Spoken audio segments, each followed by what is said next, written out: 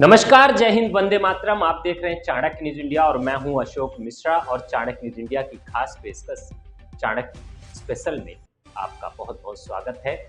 1 minute यहाँ पर उन्होंने अपनी बात रखी। वो जो भाषण था उनका, वो कट एंड पेस्ट भाषण था। कट एंड पेस्ट भाषण, और जब हम सच्चाई में उसके अंदर जाते हैं, जो अभिभाषण में योजनाएं दी गई हैं वो ज़मीन पर अध्यक्ष महोदय अभी उतरी नहीं है, वो कोसों दूर है सच्चाई से भी। उत्तर प्रदेश का जो सपना देखा, या हम जितने विपक्ष के लोग हैं जो सपना देखते हैं,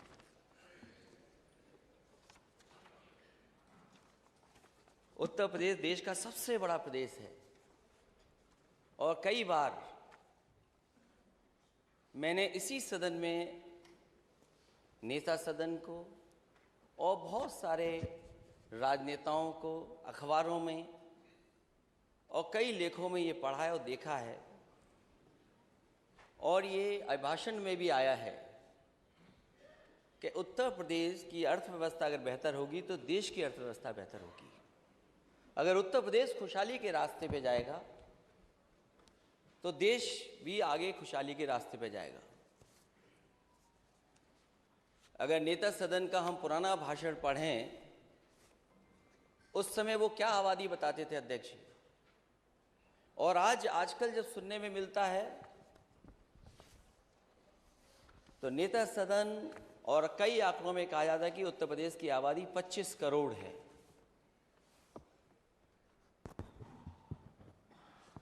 हालांकि बहुत सारी चीजें सरकार भूल गई है क्योंकि सरकार दोबारा बन गई उनकी, लेकिन जो अभिभाषण था, जो उसमें उल्लेखित चीजें थीं, वो कहीं ना कहीं 2017 से लेकर के 2022 5 साल वो और 1 साल जो रहा होगा सरकार का, उसका कार्यकाल था। तो मैं सरकार को कुछ याद दिलाना चाहता हूं। याद दिलाने से पहले, क्योंकि वित्त मंत्री जी मुझे दिखाई दे गए तो शेर याद आ गया। मैं अध्यक्ष महोदय निवेदन करूंगा अपने संसदीय कार्य मंत्री जी से कि अपने ही सहयोगी विधायिका से कुछ अच्छा लिखवा लीजिए कर।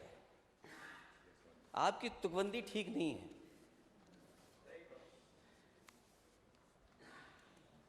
और मैं जब देखता हूं नेता सदन को और यहां पे सदन में आंखों पर सियासत का असर देख रहे हैं, आंखों पर सियासत का असर देख रहे हैं, किस ओर लगी आग किधर देख रहे हैं।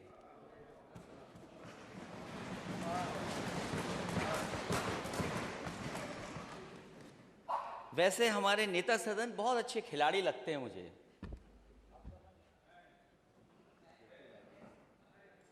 अभी कुछ दिन पहले पूरी दुनिया के लोग टीवी के सामने बैठे थे और दुनिया के लोग एक खेल को देख रहे थे। मैंने किसी को खेल अकेले देखते हुए नहीं देखा। हमारे नेता सदन टीवी के सामने अकेले बैठ करके कुछ देख रहे थे। लेकिन नेता सदन का मैंने दूसरा खेल भी देखा है। मैं नेता सदन को बताना चाहता हूं, फुटबॉल का मैच अकेले नहीं देखा करते। फुटबॉल का मैच अक्सर लोग, ज्यादातर लोग एक ग्रुप में बैठ करके देखते हैं और जिस टीम को वो सपोर्ट करते हैं उसकी वो ड्रेस पहन के बैठते हैं। मुझे नहीं पता नेता सदन किस टीम को सपोर्ट कर रहे थे आप।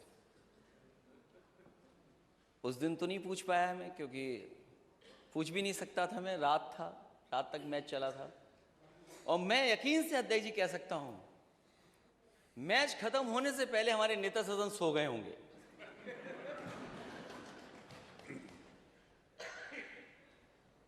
क्योंकि जो मैच बना वो मैच तब बना जब दूसरी टीम ने गोल कर दिया, वरना मैच का आनंद नहीं था, मैच में आनंद नहीं था। और अभी मैंने कुछ दिन पहले नेता सदन को एक दूसरा खेल खेलते देखा। पता नहीं किसने बॉल की और एक टप्पा, दो टप्पा, तीन टप्पे के बाद भी बल्ला हवा में घूम गया। अरे नेता सदन कैसे खिलाड़ी हो आप? तीन टप्पे के बाद गेंद पे नहीं मार पा रहे हो। मैं उस स्टेडियम में 1 या 2 बार गया हूं। अध्यक्ष महोदय, मुझे खुशी है इस बात की कि बनाया समाजवादियों ने, लेकिन स्टेडियम में ज्यादा नेता सदन गए हैं। मैं नहीं गया। मैं केवल पहला क्रिकेट मैच देखने गया जब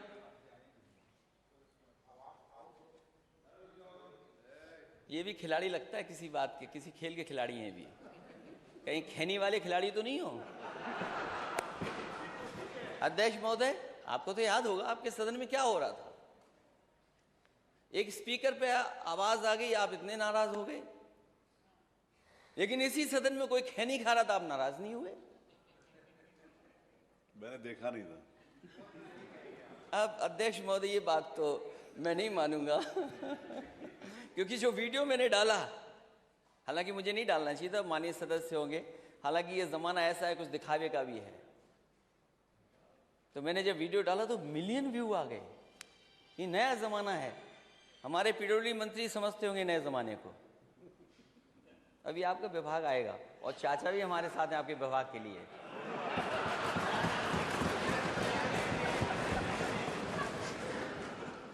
और मैंने जब नेता सदन को स्टेडियम में जाते देखा, खुशी मनाते हुए देखा, तो मैं बहुत दूर था, मैंने टीवी पर देखा कि नेता सदन ऐसे करते हुए जा रहे थे। तो मैंने यही कहा कि नेता सदन ये कहते हुए जनता से जा रहे हो टीवी के चैनल के सामने कि ये स्टेडियम मैंने नहीं बनाया, ये स्टेडियम मैंने नहीं बनाया।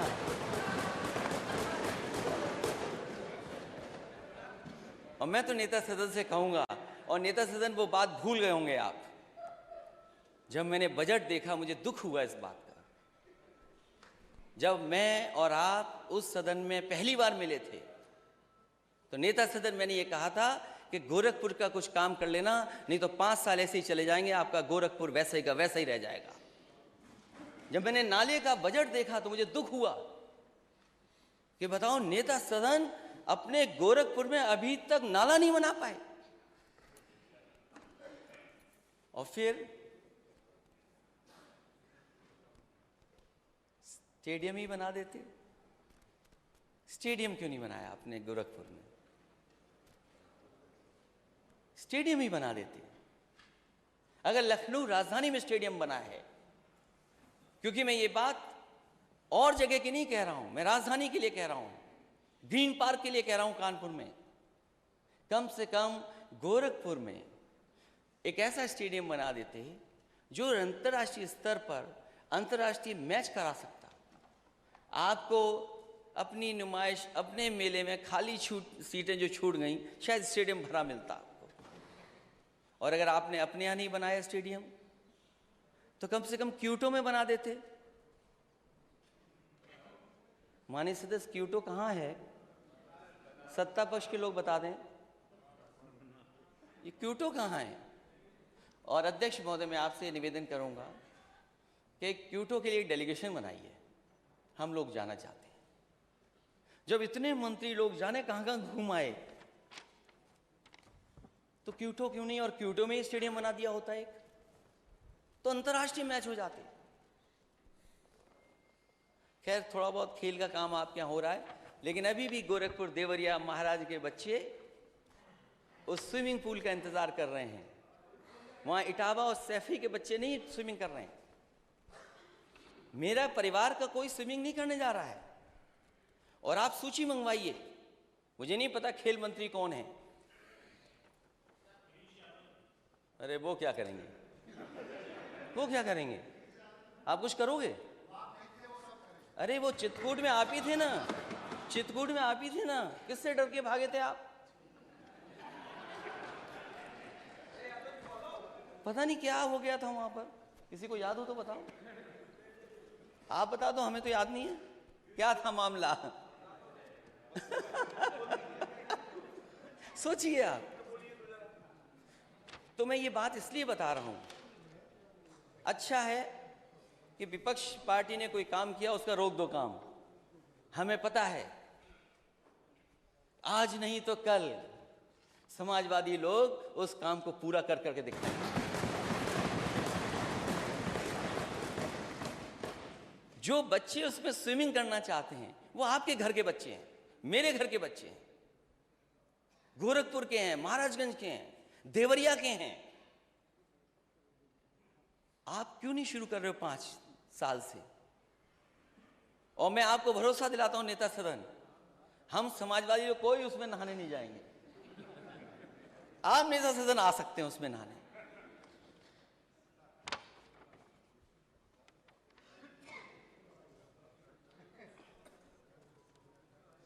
दो 2017 में वादा किया गया था, संकल्प पत्र में 1 वर्ष के भीतर पुलिस के रिक्त पदों को भरेंगे। क्या हुआ उसका? यूपी के प्रमुख शहरों में शहीद रोशन सिंह आवासीय टाउनशिप की स्थापना होगी। कितने शहरों में आधा अधूरा पड़ा हुआ है? प्रदेश के प्रत्येक जिले में 3 महिला पुलिस थानों की स्थापना होगी। इसकी भी सूची बता दे सरकार। गन्ना किसानों का 14 दिन से भुगतान, 14 दिन के अंदर भुगतान।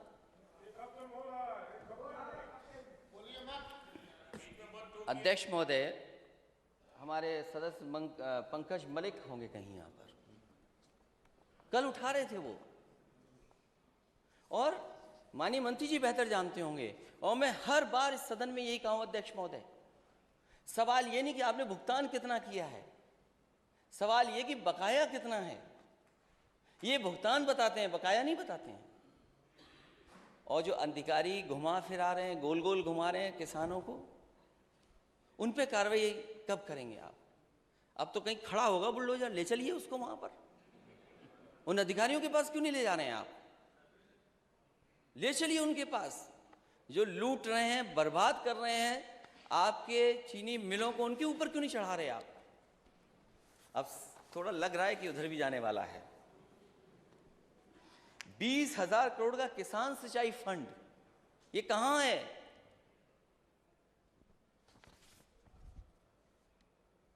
दो 2022 आपका जाएगा ही नहीं। 23 आ गया, लेकिन बीजेपी के लिए 2022 ही रहेगा, क्योंकि किसानों की आय दोगुनी हुई नहीं। किस आंकड़े से आपके 2022 तक किसानों की आय दोगुनी होनी थी? नीलगाय तथा आवारा जानवरों की खेती की सुरक्षा, आज भी सवाल उठाता है ये अभी लंबी सूची है, इसको रखिए, अभी पोस्टर बाद में काम आएगा।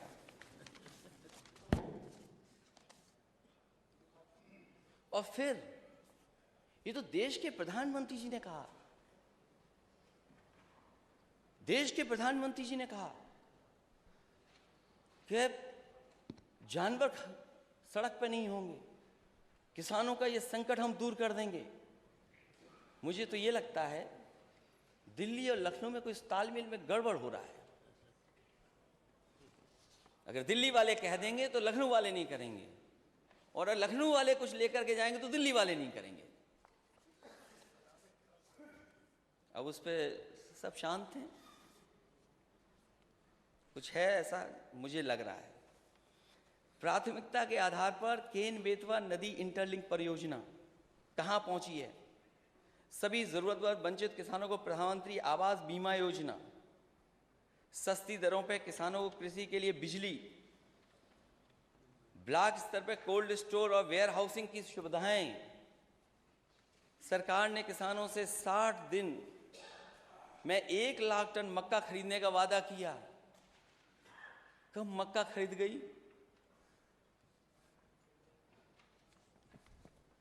5 वर्ष में 70 लाख नौकरियों का सृजन। ये नौकरियां हैं, रोजगार नहीं है। प्रदेश में सभी उद्योगों में स्थानीय लोगों के लिए, खैर इस पक्ष में हम लोग नहीं हैं। 3 महीनों के भीतर शिक्षा मित्रों का रोजगार की समस्या का समाधान। अभी लाखों शिक्षा मित्र आए थे अपने परिवार के साथ, परीक्षाओं को नकल विहीन कराएंगे। पूरा का पूरा सेंटर नकल कर रहा है, सीसीटीवी में कैद है। प्रदेश के कॉलेजों में दाखिला लेने वाले सभी छात्रों को मुफ्त लैपटॉप। ये तो बस याद दिला रहा हूं मैं करने को नहीं कह रहा हूं, बस याद दिला रहा हूं। आप मत करिए, हम तो बस याद दिलाएंगे अध्यक्ष महोदय। प्रदेश में 10 विश्व स्तरीय विश्वविद्यालयों की स्थापना होगी। प्रदेश के कॉलेजों में दाखिला लेने वाले सभी छात्रों को प्रतिमाह 1 GB इंटरनेट दिया जाएगा। प्रत्येक जिले में इंजीनियरिंग कॉलेज या पॉलिटेक्निक की स्थापना होगी। पंडित मदन मोहन मालवीय संस्कृत महाविद्यालय की स्थापना। प्रदेश के सभी सरकारी स्कूलों में एक शिक्षक 1 कक्षा का अनुपात सुनिश्चित किया गया। ये भी लगता प्राइमरी में स्कीम चला रहे हैं, 1 स्कूल 1 टीचर। 8000 ऐसे स्कूल हैं प्राइमरी जहां पर एक ही टीचर है जो पढ़ा रहा है। प्रदेश के हर घर में 24 घंटे बिजली बनाई, 1 यूनिट नहीं, प्रदेश के हर घर में 24 घंटे बिजली। मिनी बस के माध्यम से सभी गांवों शहरों को जोड़ना। जो लोहिया ग्राम योजना चल रही थी उसको भी बंद कर दिया। प्रत्येक 4 ग्राम पंचायतों में चंद्रशेखर, खैर राष्ट्रीय निजी बैंकों, राष्ट्रीयकृत और निजी बैंकों की मदद से सरकार 2500 गांवों में बैंक शाखाएं सुनिश्चित कराएगी। मुझे याद है सबसे ज्यादा अगर ब्रांचेस किसी सरकार ने खुलवाई थी तो वो समाजवादी पार्टी थी, जिसने एक साथ इतनी ब्रांचेस खुलवाई थी। कानपुर, इलाहाबाद, आगरा, गोरखपुर और झांसी में मेट्रो सेवा शुरू करेंगे। हालांकि वो बात अध्यक्ष महोदय मैं बजट में कहूंगा, लेकिन ज्यादातर बजट वो आए हैं जिसमें कहीं ना कहीं गोरखपुर के लिए बजट दिया गया मेट्रो का। नेता सदन, यहां की मेट्रो पे तो आप बैठे होंगे उद्घाटन करने के लिए, कम से कम गोरखपुर में तो मेट्रो चलवा दो, मेरा भी निवेदन है आपसे। और हम विपक्ष के लोगों से जो आप सहयोग चाहें, एक सवाल नहीं पूछेंगे मेट्रो पे, आप मेट्रो चला दो गोरखपुर। और अपने यहाँ नहीं चला रहे तो प्रधानमंत्री जी क्या भी नहीं चला रहे हो, इसके लिए मैं आपको बधाई देता हूं। प्रदेश में 6 एम्स की स्थापना होगी और आपसे बेहतर कोई नहीं जानता होगा। गोरखपुर के एम्स की स्थापना के लिए समाजवादी सरकार में ही जमीन उपलब्ध कराई गई थी और ये धमकी मिली थी कि अगर जमीन नहीं देगी सरकार तो ये एम्स किसी और प्रदेश को दे दिया जाएगा।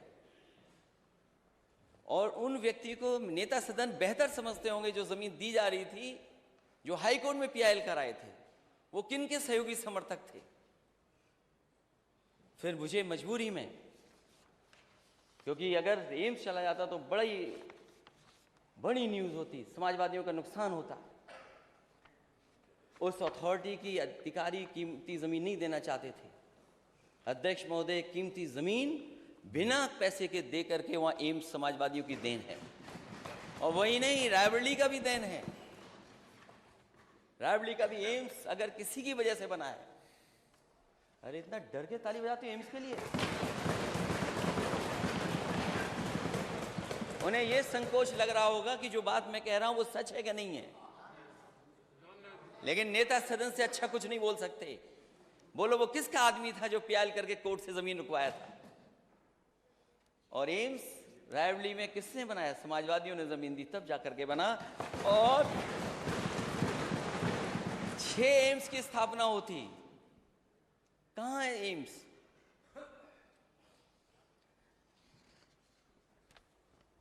ये एक पुराना डायलॉग है अध्यक्ष महोदय। सरकार की पहली कैबिनेट बैठक में 15 जून 2017 को यूपी की सड़कों को गड्ढा मुक्त बनाने के लिए फैसला ले लिया जाएगा। कौन सी सड़क आप गड्ढा मुक्त कर रहे थे? या वो सड़कें जो गड्ढा मुक्त हुई नहीं है वो दिखाई नहीं दे रही है सरकार को? सामान्य श्रेणी के गरीब लोगों के लिए आयोग की स्थापना की होगी। प्रदेश में डॉक्टरों के रिक्त पदों को भरेंगे। प्रदेश में भ्रष्टाचार के प्रति जीरो टॉलरेंस की नीति अपनाएंगे। हाँ, नेता सदन बहुत अच्छी जीरो टॉलरेंस की पॉलिसी अपनाई गई, सरकार बनते ही अपनाई गई पीडब्ल्यूडी विभाग में। अध्यक्ष महोदय, जीरो टॉलरेंस की सबसे पहला ही पॉलिसी सरकार दूसरी बनते ही पीडब्ल्यूडी विभाग ने मान ली। उसमें क्या आपको करना पड़ा वो आप बेहतर समझते हैं।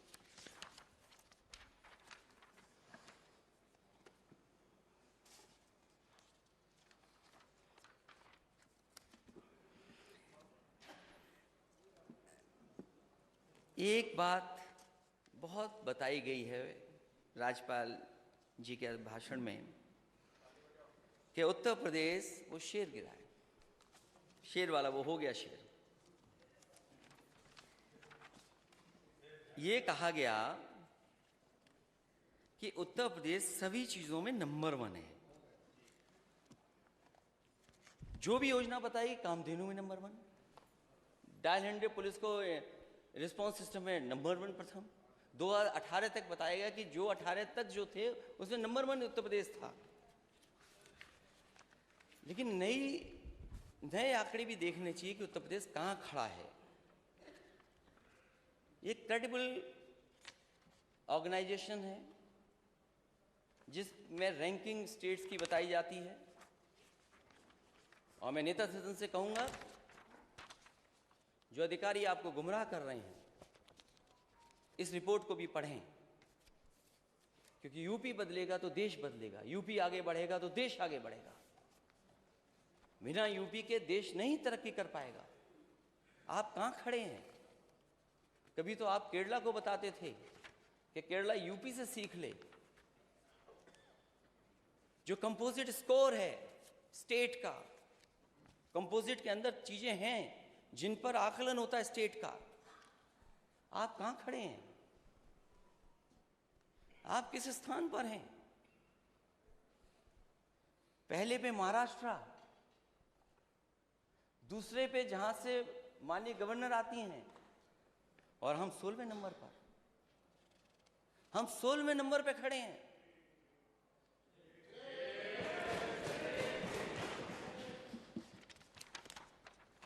हम 16वें नंबर पे हैं। इन आंकड़ों को मानेंगे नहीं मानेंगे?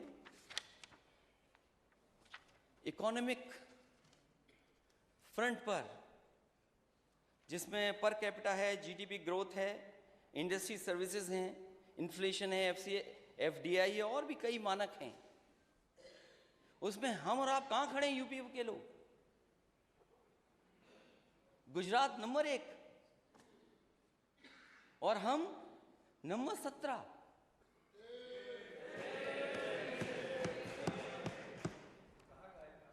नहीं, आपको नहीं अच्छी लग रही है? नहीं, आप तो वित्त मंत्री है ना। अभी आपके भी मेडिकल कॉलेज पे आऊंगा मैं। अभी आ रहा हूं मैं मेडिकल कॉलेज। पेपर का रेफरेंस तो बताएं, कहाँ का पेपर? अच्छा, पेपर बता दें। ये नहीं मानेंगे, इंडिया टुडे पढ़ दूं? इंडिया टुडे नहीं, पेपर को उसकी ऑथेंटिसिटी क्या है उसकी? ये ऑथेंटिसिटी आप अपने अधिकारियों से पूछ लीजिएगा। कोई जिस पेपर को आप पूछ लीजिए। जिस पेपर ये को इसीलिए मैंने, आपने सुना नहीं लगता, आप हेडफोन लगाए नहीं थे। मैंने पेपर कहा कि ये बहुत ही क्रेडिबल एजेंसी है जिसके तहत मैं बोल रहा हूँ। जिस पेपर को कोट कर रहे हैं उस पेपर का कम से कम नाम तो बताना चाहिए। नहीं, आप अपने अधिकारी पढ़े लिखे हैं, उनसे पढ़ लेना। अधिकारियों से क्यों नहीं पूछ रहे हैं आप?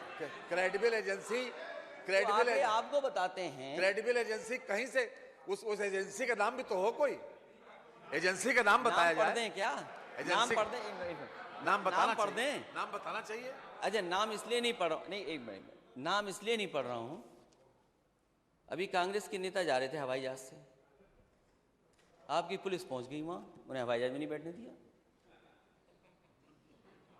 एक लोक गायक, आपको तो खुशी मनानी चाहिए। लोक गायक कोई अच्छा गाना गा रहा, ठीक है, हमारे खिलाफ भी गाना लोग गाते हैं। यूपी में कहवा,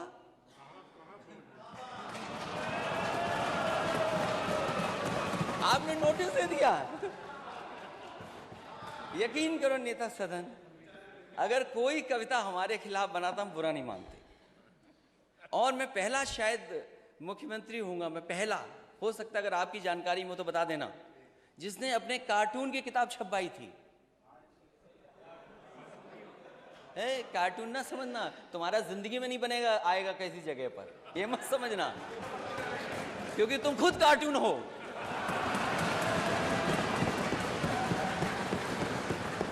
अरे कार्टून का कार्टून कैसे बनेगा, खुद ही कार्टून हो। केयर एज करके कंपनी है, एनीवे आप लोग पता कर लेना, केयर एज। और फिर मैं इंडिया टुडे का भी पढ़ दूंगा, इंडिया टुडे का भी पढ़। अरे भाई ठीक है, फर्जी, सब फर्जी है फिर तो।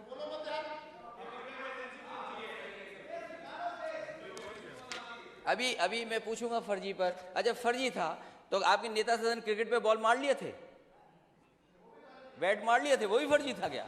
पूरे देश ने देखा टीवी पर।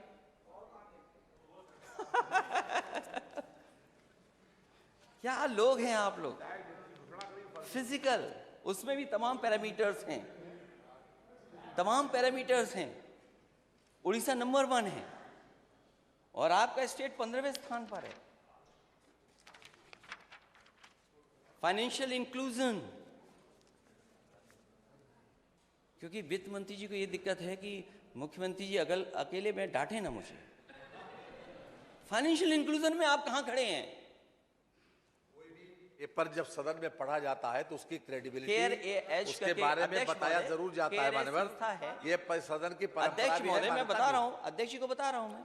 हाँ मालूम होना चाहिए, कम से कम मैं बता रहा हूँ, इसका इंडिया टुडे पढ़ूंगा मैं। पर अगर हो तो भेज दीजिए, हम टेबल कर दूंगा। अध्यक्ष महोदय मैं टेबल कर दूंगा।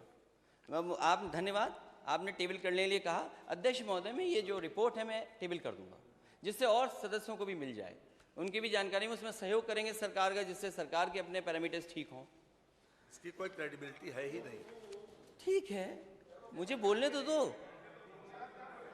और आपकी क्रेडिबिलिटी क्या है? आपकी पॉलिटिकल क्रेडिबिलिटी क्या है? आपने कहा 5 करोड़ देंगे विधायक निधि, आपकी पॉलिटिकल क्रेडिबिलिटी क्या है? क्या है पॉलिटिकल क्रेडिबिलिटी?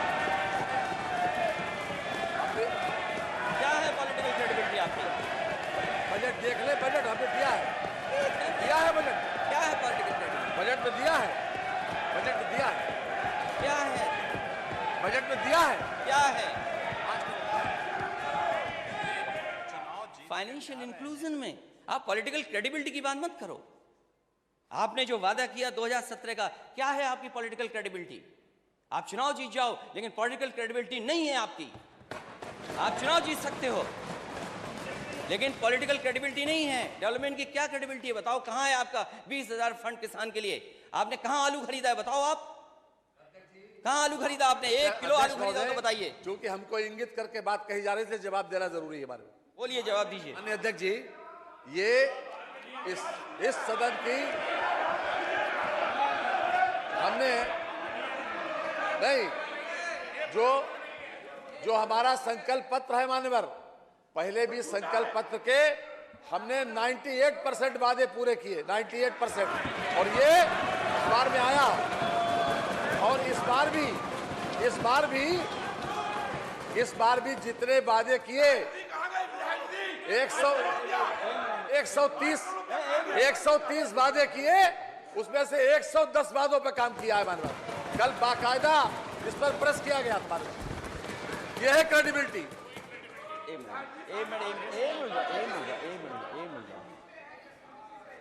अध्यक्ष महोदय, अध्यक्ष मैं अपने माननीय सदस्यों से कहूंगा एक मिनट शांत रहें। अध्यक्ष महोदय, आप क्रेडिबिलिटी बता रहे हैं ना कुछ, मैं बैठ जाता हूं, एक बार बताइए। सबसे बड़ी यह है कि हम जनता ने 5 साल तक हमारी सरकार को गुड गवर्नेंस के आधार पर 2 बार वोट दिया, गुड गवर्नेंस के आधार पर। यह है क्रेडिबिलिटी। और जनता की अदालत सबसे बड़ी अदालत है अध्यक्ष जी, सबसे बड़ी अदालत जनता की अदालत है। हम उसी वजह से यहाँ पर बैठे, उसी कारण यहाँ पर बैठे, और यही क्रेडिबिलिटी सबसे ज्यादा मान्य है। अच्छा अध्यक्ष महोदय बोलिए ना, आपने यही पॉलिटिकल क्रेडिबिलिटी है आपकी, यही पॉलिटिकल क्रेडिबिलिटी है ना? अच्छा ये क्या था फिर? एक मिनट जाओ, ये इनकी पॉलिटिकल क्रेडिबिलिटी है।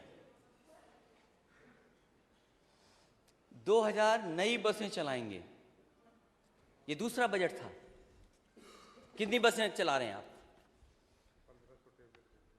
और पहले लैपटॉप दे रहे थे, क्योंकि मैंने कई बार कहा, फिर कहता हूं मैं, ये लैपटॉप नहीं बांट सकते और नहीं बांटे इन्होंने। क्या वो पॉलिटिकल क्रेडिबिलिटी नहीं मानी जाएगी? अरे भाई, लैपटॉप क्या होता है स्मार्टफोन के? भाई माननीय सदस्य, अध्यक्ष महोदय, मुझे आपने इतना कुछ बदलाव लाए हैं, इतना बदलाव आप लाए, मैं आपको बधाई देता हूं। आप टैबलेट ले आए यहाँ पर, बहुत सी चीज़ें बदली हैं आपने, टेक्नोलॉजी लगातार आप यूज़ कर रहे हैं। हमारे माननीय सदस्य को ये तो बता दो, टैबलेट, स्मार्टफोन, लैपटॉप क्या होता है? अरे वो इंजीनियर, उनको मालूम है, MBA हैं वो। ये दूसरा बजट है अध्यक्ष महोदय। माननीय नेता प्रतिपक्ष, आलू, टमाटर, प्याज जैसी सभी फसलों का न्यूनतम मूल्य देने के लिए 1000 करोड़ रुपया। आप बताइए, आलू की स्थिति क्या है आज? पूछिए अपने माननीय सदस्य लोगों से, हमारी बात मत मानिए। क्या आलू खरीदा जा रहा? क्या सरकार खरीदेगी आलू? क्या आलू सरकार खरीदेगी? मैं नेता सदन के बगल में बैठे वित्त मंत्री जी और नेता सदन से पूछा, क्या आलू आप खरीदेंगे? इतना खड़े होकर के बोल रहे थे, बोलिए आप आलू खरीदोगे कि नहीं खरीदोगे? हमने मान्यवर खरीदा भी है, आगे भी खरीदेंगे। और जो कुछ भी संकल्प पत्र वादा किया है मान्यवर, वो सभी वादे पूरे करेंगे मान्यवर। ये वादे नहीं, और जनता ने इसी बात के ऊपर चुना है। 4 चुनाव 2014, 17, 19 और 22, इसी क्रेडिबिलिटी के, यही है क्रेडिबिलिटी। और क्या? और क्रेडिबिलिटी का मानक क्या है? यही क्रेडिबिलिटी का मानक है।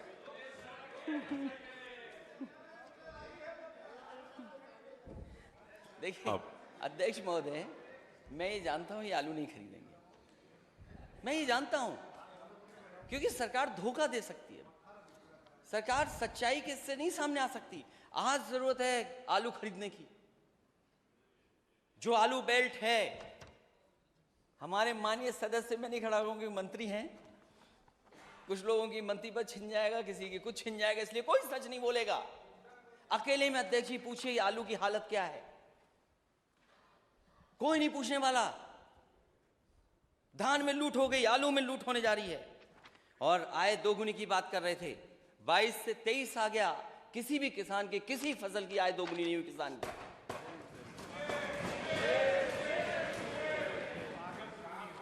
और लागत का हिसाब किताब लगाइए, ये डीजल पेट्रोल अगर महंगा हुआ है तो केवल डीजल पेट्रोल नहीं महंगा हुआ है, डीजल पेट्रोल के साथ साथ हर चीज महंगी हो गई। ट्रांसपोर्टेशन महंगा हो गया, और ट्रांसपोर्टेशन महंगे का मतलब है हर चीज महंगी हो गई। एक महीने में बताइए आपने कितना डीजल पेट्रोल महंगा किया है? वो नहीं बताएंगे आप। एक नारा है सबका विकास, सबका विश्वास, सबका साथ, सबका विश्वास। नारा है सबका साथ, सबका विकास। अध्यक्ष महोदय, मैं सदन में नहीं था, लेकिन मुझे लगा कि यहां पर कुछ सरकार जवाब देने से भाग रही है। हम जितने भी विपक्ष के लोग हैं, हम सब जाति जनगणना चाहते हैं।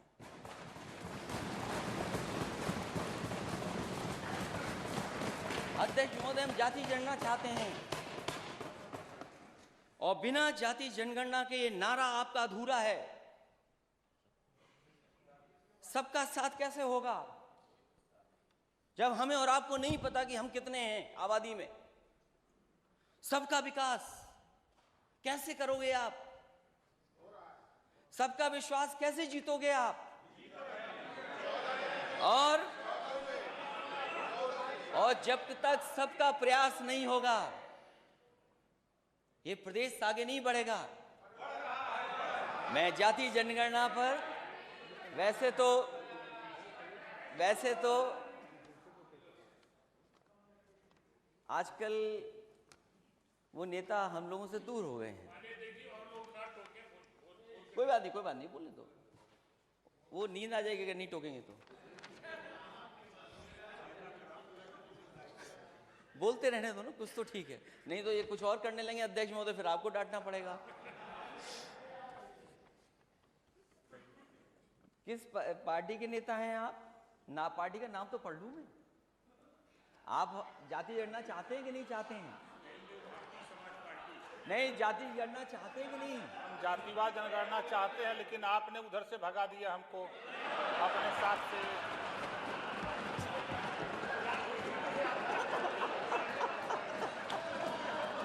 अच्छा नहीं, चलिए वो बात हमारी आपकी हो जाएगी, बात की बात। लेकिन ये बताइए, क्या आप जाति जनगणना चाहते हैं? 100% चाहते हैं। अरे कितने अच्छे लग रहे हो मंत्री बने हुए। इसी मंत्री के लिए गए थे वहां? नहीं, नाव मिलना ठीक है, नाव के लिए सर। क्या आप भी तो नेता हैं, क्या आप जाति जनगणना चाहते हैं?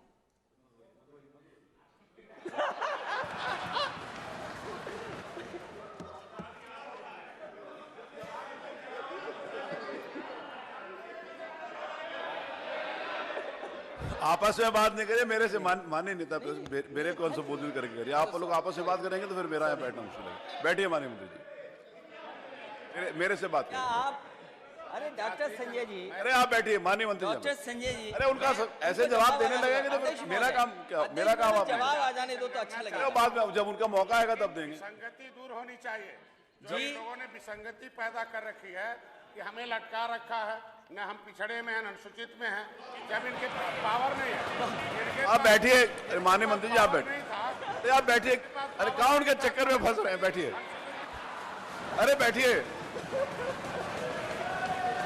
अरे आप बैठिए, आप माननीय मंत्री जी बैठिए प्लीज। अरे मैंने नेता प्रतिपक्ष को बुलाया, आपको नहीं बुलाया। आपको आपका मौका आएगा तब बोलिएगा। अध्यक्ष महोदय, अरे बैठिए मंत्री जी।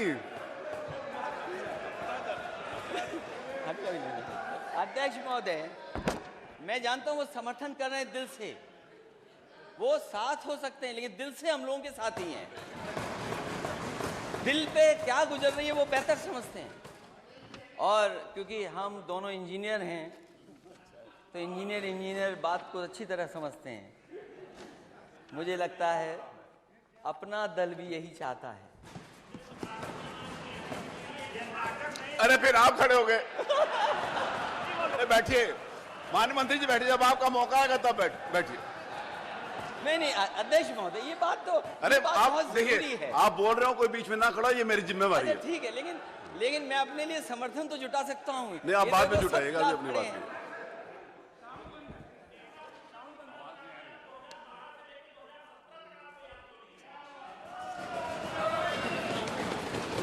अब नहीं, वो मैं बताऊंगा। और कोई दल बचा है?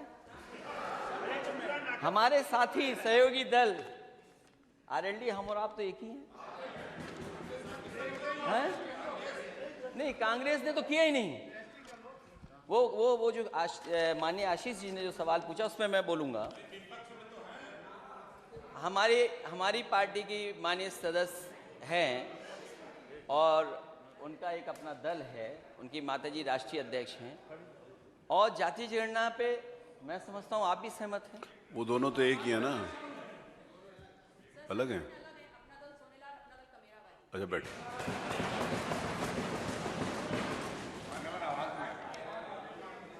तो अब क्या दिक्कत है नेता सदन? मेरी आवाज अगर नहीं आ रही बिहार कि? कर सकती है किसी की नहीं आ अध्यक्ष रही? महोदय, जरा चेक करें आवाज अध्यक्ष क्यों नहीं आ महोदय, रही? जाति जनगणना अगर बिहार में हो सकती है, अब आ रही है? अगर अध्यक्ष महोदय जाति जनगणना बिहार में हो सकती है, और मैंने अपने संकल्प पत्र में लिखा था, अपने घोषणा पत्र में लिखा था, समाजवादी सरकार बनेगी तो 3 महीने के अंदर जाति जनगणना उत्तर प्रदेश की कराने का काम सरकार से होगा। और माननीय सदस्य ये सवाल जो पूछ रहे हैं, आपका सवाल ठीक है आशीष जी, माननीय सदस्य का, कि आपकी सरकार में आपने क्यों नहीं किया। मुझे याद है, मैं लोकसभा में था उस समय अध्यक्ष महोदय, नेताजी से लेकर के शरद यादव जी और दक्षिण भारत के सब नेता, आदरणीय लालू प्रसाद यादव जी और दक्षिण के जितने दल हैं, कांग्रेस पार्टी के अंदर जितने लोग थे, बहुत सारे लोग ये चाहते थे कि जब सेंसस हो रहा है तो जाति जनगणना हो उसमें। उसके लिए लोकसभा में कई बार धरने पर आवाज उठाई गई और उस समय कांग्रेस की लीडरशिप ने आश्वासन दिया था कि हम जाति जनगणना कराएंगे।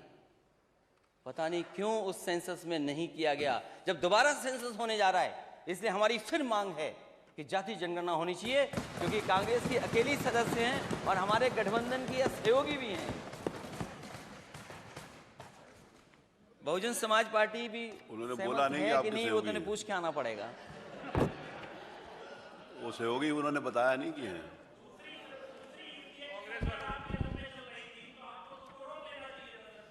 उन्होंने आश्वासन दिया था प्रधानमंत्री, अरे आपस में प्रधानमंत्री और बातचीत सभी नहीं। लोगों ने, कांग्रेस आपस के में, वरिष्ठ माननीय नेताओं ने नेता आश्वासन प्रतिपक्ष दिया साहब, था, प्लीज। हमने आश्वासन में भरोसा कर लिया। इसलिए समाजवादी पार्टी इस पक्ष में है और बहुत सारे दल इस पक्ष में है और उत्तर प्रदेश की जनता चाहती है कि जाति जनगणना हो। आखिरकार सरकार पीछे क्यों हट रही है? और अगर आप जाति जनगणना के खिलाफ हैं तो आउटसोर्स व्यवस्था के खिलाफ क्यों नहीं है? आप प्राइवेटाइजेशन के खिलाफ क्यों नहीं है? अगर आप आउटसोर्स के खिलाफ नहीं हैं, आप प्राइवेटाइजेशन के खिलाफ नहीं हैं, तो आखिरकार आप जाति जनगणना के खिलाफ क्यों हैं? और नेता सदन ने कई बार प्रेजेंटेशन देखा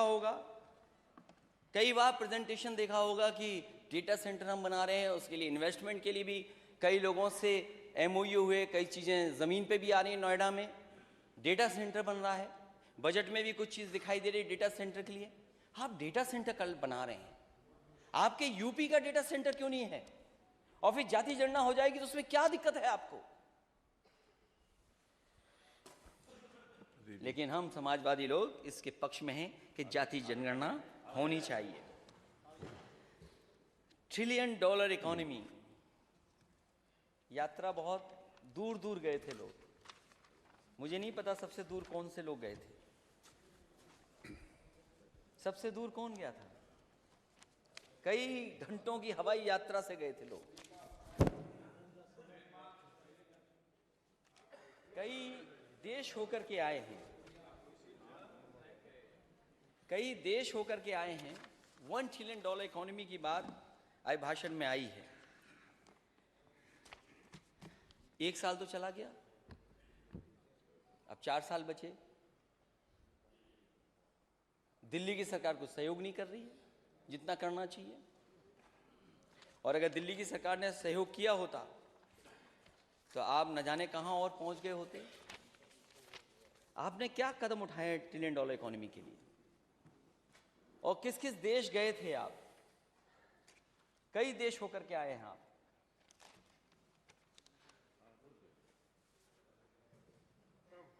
एक डेलीगेशन गया यूनाइटेड स्टेट्स, एक डेलीगेशन यूनाइटेड स्टेट्स गया था। मुझे नहीं पता, नहीं वो निकाल दिया, कोई बात नहीं, आगे नहीं गिरा, मेरे पास है, वो कुछ और चीज थी। एक डेलीगेशन गया यूनाइटेड स्टेट्स, एमओयू कर लिया कई हजार करोड़ का। बाद में पता लगा वो यूनिवर्सिटी ही नहीं है।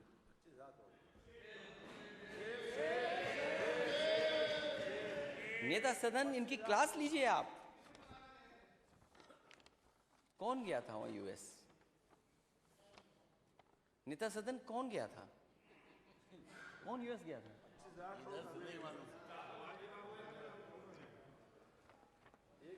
नहीं, ठीक है, थैंक यू। यूएस गए थे, यूनिवर्सिटी से एमओयू कर लिया, लेकिन यूनिवर्सिटी है ही नहीं वहां पर। लेकिन मैं नेता सदन ये समझता हूं, ये मानता हूं मैं, जो भी किया हो उसे दोबारा प्रयास करना चाहिए था। कोई तो आ जाए यूएस से यूनिवर्सिटी। जब हम आप अपनी यूनिवर्सिटियों को नहीं बेहतर कर पा रहे हैं, उस स्टैंडर्ड पर नहीं खड़ा कर पा रहे हैं। हालांकि नेक के बारे में आपने बोला है कि 2 यूनिवर्सिटियों का अपग्रेडेशन हुआ है, लेकिन 84 यूनिवर्सिटियों में केवल 2 ही क्यों हुई? और क्यों नहीं हुई? उनके लिए भी प्रयास होता। मैं तो नेता सदन से कहूंगा, जो यूएस गई थी टीम, उसको दोबारा यूएस भेजिए आप, और तब तक वापस मत आने देना जब तक वो किसी अच्छी यूनिवर्सिटी से एमओयू न कर ले आए।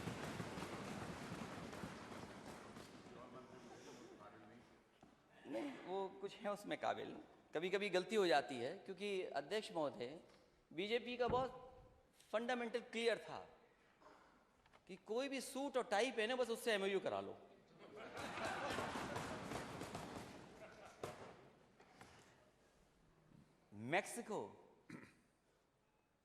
मैक्सिको गए थे लोग, ब्राजील गए थे, अर्जेंटीना गए थे, नीदरलैंड गए थे, France, Germany, Belgium, Sweden, UAE, Australia, Singapore, Canada, UK, America, दक्षिण कोरिया तथा जापान में गए थे आप लोग। ये जो जापान में डेलीगेशन अध्यक्ष महोदय गया होगा वो क्योटो नहीं गया होगा, आप थे उसमें बने, तो मुझे खुशी होगी अगर मैं बैठ जाऊं और आप क्योटो के बारे में 1 मिनट बता दो, हमारा वाराणसी और क्योटो क्या है।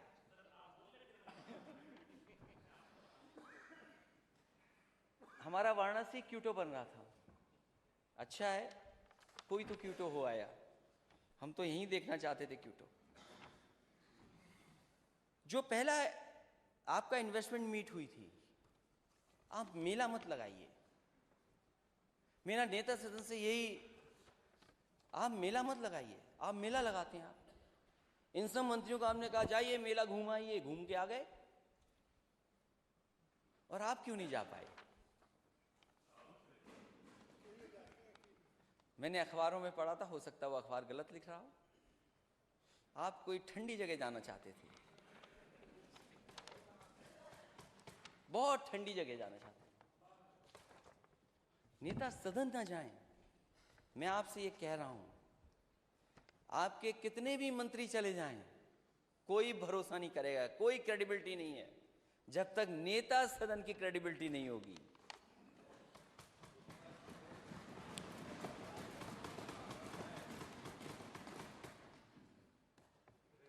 इतने देश देखा है आप लोग, किसी देश में सड़क पे सांड दिखाई दिया?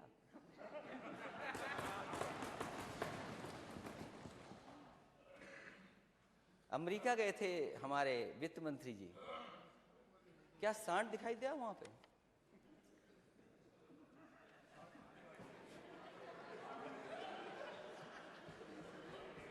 मैं तो पूछ रहा हूं।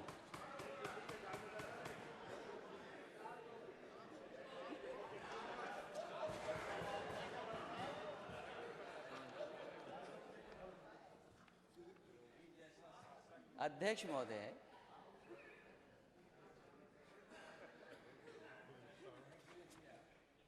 मैं एक दिन सड़क से जा रहा था, मैंने एक वीडियो बनाया खुद ही और मैंने एक वीडियो पोस्ट कर दिया। तो मेरे एक बहुत समझदार और जानकार, उन्होंने कहा कि ये वीडियो आपको नहीं डालना चाहिए था। मैंने कहा क्यों नहीं डालना चाहिए था? बोली अच्छा नहीं लगता, इस इच्छा भी ठीक नहीं बनती। अरे मैंने कहा हमारा एक ग्रामीण भारत है, अरे डिवाइडर पे अगर कंडे रखे तो क्या खराब रखा है, पूरा कंडा ही कंडा दिखाई दे रहा था। अरे हमारे गांव के लोगों को कोई जगह तो मिल गई जहां इस्तेमाल कर सकते हैं, क्या खराब है उसमें? कितने एक्सीडेंट हुए हैं। और अध्यक्ष महोदय, यहां कुछ लोग ऐसे भी होंगे, माननीय सदस्य ऐसे भी होंगे जो किसी न किसी घर में दुख में गए होंगे, सांड की वजह से जान गई है, खेत बर्बाद हुए हैं, और कई महत्वपूर्ण लोगों की गाड़ी का एक्सीडेंट हो गया। मुख्यमंत्री कार्यालय के एक अधिकारी का एक्सीडेंट इस जानवर की वजह से ही हुआ, नहीं जान बचा पाए। कई बार सड़क पे आप रफ्तार से जा रहे हैं, अचानक जानवर आ जाए, आप क्या करोगे आप? मैं खुद देखा हूं अपनी सड़कों पे कुछ हो गए, खुद मैं बचते बचते बचा हूं। फसल तो किसान की है ही बर्बाद, लेकिन चलने वालों की भी जान जाती है। और पूरे देश में अगर एक्सीडेंट की वजह से और खासकर पशु जानवरों की वजह से अगर कहीं अध्यक्ष महोदय जान जा रही है तो वो उत्तर प्रदेश में जा रही, किसी और प्रदेश में नहीं जा रही है। और ये पोस्टर जो हमारे नेता लेकर के आए हैं, कोई खराब पोस्टर लेकर के नहीं आए हैं। पोस्टर का प्रदर्शन उचित नहीं करेंगे, कोई खराब चीज नहीं लेके आए हैं। हम सूची लंबी टेबल करेंगे on the floor of house. अध्यक्ष महोदय, जिस तरह में ये एजेंसी की क्रेडिबिलिटी क्या है मैं टेबल करूंगा, मैं ये भी टेबल करूंगा कि जिनकी जानवरों से जान गई है वो कितने लोग हैं, जो हमें अखबार के माध्यम से, हमारे विधायकों की जानकारी के माध्यम से जो कुछ हासिल होगा हम टेबल करेंगे। और मैं मांग करूंगा सरकार से कि जिनकी जान गई है, जिन परिवारों के सदस्यों की, उनकी 10-10 लाख से मदद ये सरकार करे। क्योंकि जिन देशों को याद घूम के आ रहे हो, जिनमें आप $1 ट्रिलियन इकोनॉमी के लिए भटक करके आ रहे हो, किसी देश में सड़क पर सांड नहीं देखे होंगे, लेकिन कमाल का उत्तर प्रदेश है, $1 ट्रिलियन इकोनॉमी का सपना देखने वाला स्टेट। सांड ही सांड दिखाई दे रहे हैं, राजधानी में सांड दिखाई दे रहे हैं। दुख की बात है। और क्या बजट दिया आपने? जब प्रधानमंत्री देश के बोल रहे हो कि इन जानवरों की समस्या का समाधान करेंगे, तो बताओ हम किस पे भरोसा करें? जनता ने भरोसा कर लिया, लेकिन सांडों की संख्या बढ़ गई।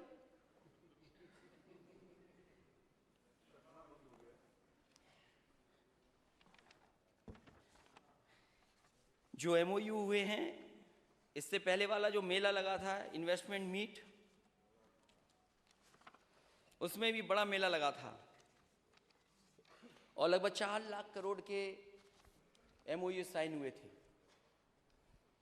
मैंने जानकारी हासिल की, पोर्टल पे देखूं आखिरकार कितने लोगों ने एमओयू किया, वो वेबसाइट ही नहीं चल रही है। अगर हम और आप जानना चाहें कि किन लोगों ने एमओयू किया है, तो पूरी सूची नहीं मिल रही है। आखिर सरकार क्यों छिपा रही है? हमारे जितने माननीय सदस्य बैठे हैं, उनके किसी डिस्ट्रिक्ट में कोई बड़ा इन्वेस्टमेंट नहीं आया। 4 लाख करोड़ का किसी डिस्ट्रिक्ट में नहीं आया। और ये एक डिस्ट्रिक्ट के नहीं है, हर डिस्ट्रिक्ट के हैं। और मैं अगर उधर कहूंगा तो सब चिल्ला देंगे हाँ आया है। शाहजहांपुर में कौन सा इन्वेस्टमेंट आ गया पहले के अलावा वाला? लग गई। चिमनी से धुआं तो नहीं लग रहा, चिमनी से धुआं तो नहीं लग रहा, रोजा वाली चिमनी से। मैं दूसरी बात पूछ रहा हूं, अभी मैं दूसरी बात पूछूंगा ना, अभी मैं पूछूंगा, उस पर भी पूछूंगा मैं भी। जो 4 लाख करोड़ का इन्वेस्टमेंट कहां है जमीन पर? यूपी गवर्नमेंट का जो बजट आया है उस पर आपकी क्या राय है और आप किस नजरिए से देखते हैं उसको? बजट महत्वाकांक्षी बजट है और अब तक का सबसे बड़ा बजट है। लगभग 6,90,242 करोड़ रुपए का है, जो पिछले बजट से 74,000 करोड़ रुपए ज़्यादा है। इसमें खासकर युवा और बेरोजगारी पे केंद्रित करके बजट बनाया गया है। इसमें 2 करोड़ युवाओं को रोजगार देने की बात कही गई है, जो स्वागत के योग्य है। बहुत ही क्या तहसील में क्या सुनवाई हुई होगी? बहुत ही मतलब प्रोत्साहित बजट है ये। युवाओं को के सरकार से जोड़ने का एक बहुत अच्छा कदम माना जाएगा इसमें। और दूसरी चीज, महिलाओं को आत्मनिर्भर बनाने के लिए इन्होंने बजट का अच्छा प्रावधान किया है। और दूसरा जो कनेक्टिविटी के मामले में है, लिंक रोड, एक्सप्रेसवे, और अब तक जैसे यूपी में एक्सप्रेस के मामले में बहुत बड़ा कीर्तिमान स्थापित किया है। इसमें सबसे ज़्यादा एक्सप्रेसवे वाला प्रदेश बना है। और चिकित्सा के लिए भी बढ़िया सरकार ने बजट पेश किया है इस बार। इसमें अच्छा खासा बजट चिकित्सा के क्षेत्र में दिया है सरकार ने। तो और किसानों के लिए भी इस बार मिलेट्स योजना लागू करके जो मोटे अनाज हैं, पोषक तत्व जिनमें ज़्यादा पाए जाते हैं, उन अनाजों के लिए उत्पादन के लिए जो उर्वरक और बीज उपलब्ध करवाने के लिए बजट आया है योगी सरकार का, वो भी बहुत ही अच्छा बजट है, बहुत अच्छी योजना है। और इस तरह से देखा जाए तो हर मामले में बजट बहुत ही बढ़िया बजट है इस बार का। और खासकर युवाओं के लिए, रोजगार के लिए, चिकित्सा, स्वास्थ्य और सड़क कनेक्टिविटी के लिए बहुत अच्छा बजट है। हम तो इस बजट का बहुत ही पुरजोर समर्थन करते हैं और स्वागत करते हैं। नमस्कार। आपकी क्या राय है? कितना इन्वेस्टमेंट आ गया? उत्तर प्रदेश सरकार ने बहुत ही अच्छा एक मॉडल पेश किया बनना है। भी चाहते होंगे, पिछली सरकारों की अपेक्षा उत्तर प्रदेश सरकार ने, क्या पॉलिसी पूज्य योगी जी की सरकार ने एक तरफ तो एमओयू यह दिखाया है इतने लाख कि धन पहले भी था, नौकरी कितने लेकिन लोगों उसको को किस मिलेगी? प्रकार से और कहाँ खर्च किया जाता था वो रोजगार जनता कितने के हित लोगों को में नहीं मिलेगा? आता था। और इस बार का बजट जो सरकार को आया है सपने सबसे दिखाना बड़ा बंद बजट करना है। चाहिए। उत्तर प्रदेश के अंदर 2 $1 करोड़ ट्रिलियन युवाओं को इकोनॉमी, क्योंकि बजट पे भी मुझे 60 बोलना है। हजार बजट पे भी करोड़ हमारी रुपए पार्टी का के जो लोग बजट बोलेंगे। युवाओं के लिए खाली सरकार ने जिस दिया है, 1 ट्रिलियन इसके लिए मैं डॉलर हार्दिक इकोनॉमी का स्वागत सपना अभिनंदन देखते हैं। मनन करता हूं सरकार का। और ग्रोथ साथ रेट साथ क्या होनी चाहिए स्टेट की?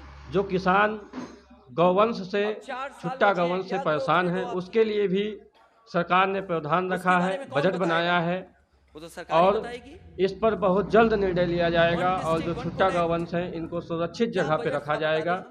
किसान की समस्या दूर होगी, किस डिस्ट्रिक्ट का बजट नौजवान की समस्या दूर होगी, ये हमारा रोजगार माननीय दूर सदस्य होगा, सदन में शोषित आया, वंचित तो माननीय सदस्य हमारा बोल रहा था, दलित हर वर्ग के लिए बजट अच्छा है, विधायक सर्व समाज के लिए बजट अच्छा है।